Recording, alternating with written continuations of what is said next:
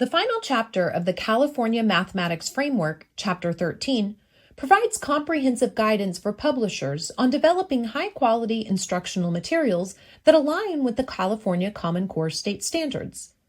This chapter, Instructional Materials to Support Equitable and Engaging Learning of the California Common Core State Standards for Mathematics, is crucial for publishers because it outlines the expectations and the criteria for materials that support equitable and engaging learning experiences for all students.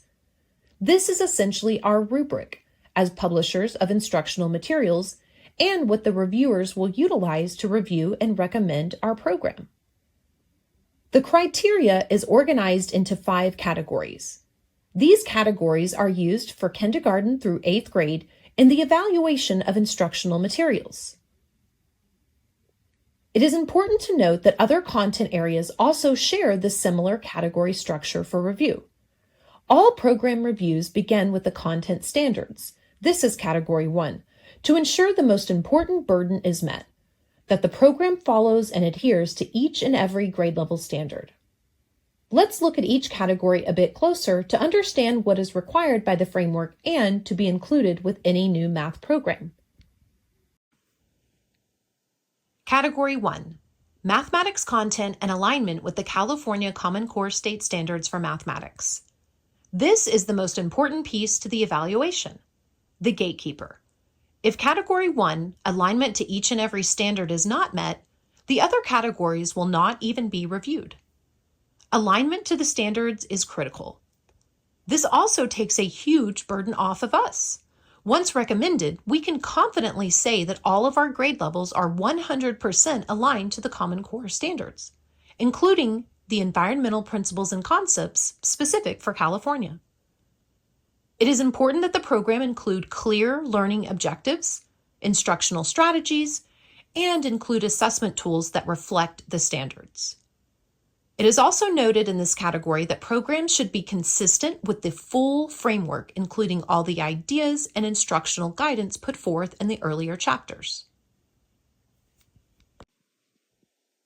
Category 2, Program Organization. This category ensures that instructional materials are aligned with the standards and support the progression of mathematical concepts across grade levels. The big ideas should be front and center and fully integrated into instruction. Materials are designed for students and teachers to spend the large majority of their time on mathematical investigations that are addressing the big ideas of that grade. In fact, the grade level standards, the big ideas, and the standards for mathematical practices should all be explicitly stated in the student editions.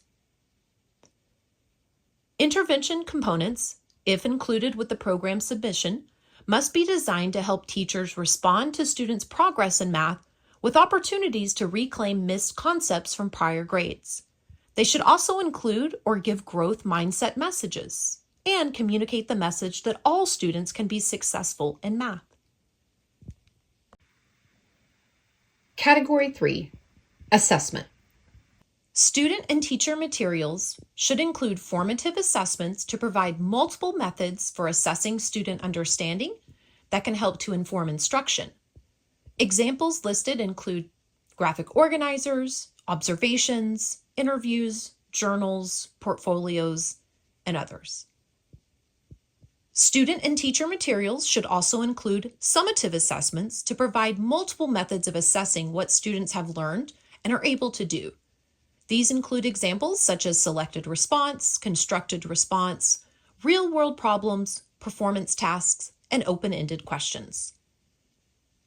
Assessment should integrate math content and the language needed to participate in the standards for mathematical practice, while at each grade level, instructional materials should also provide assessment practices necessary for all students to be prepared for higher mathematics instruction.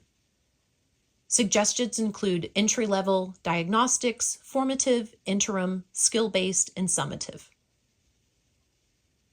Teacher and student materials should also include curriculum-embedded assessments that permit teachers to scaffold student learning. Materials for teachers should also provide guidance for giving diagnostic feedback. Category 4, access and equity. Instructional materials must be designed to meet the diverse needs of California's student population. This includes English learners and students with disabilities or those from various cultural backgrounds. The materials should also provide entry points and pathways for students to access and engage with the math content. It should include differentiation strategies mentioned and noted in the framework, including suggestions for supporting advanced learners.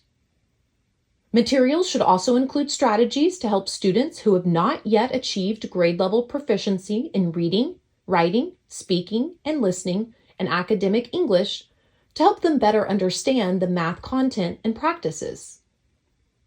And finally, the visual design of materials should not distract from the math, but instead serve to support students in engaging thoughtfully. Category 5, instructional planning and support. The program should include a teacher's edition that explains the role of the grade-level math concepts in the context of overall math curriculum for all grades K through 12. Teacher support should also include curriculum guides, lesson plans or support, and answer keys where appropriate. Materials should provide teachers with guidance that includes suggestions for how to utilize and implement student and student ancillary materials, including specific attention to engaging students to guide them on their mathematics development journey. Materials should make use of concrete representations. This should include manipulatives, audiovisual, multimedia, and interactive technology resources that all support the instruction and implementation of the Common Core state standards. This should include clear instruction and guidance for their use for both students and teachers.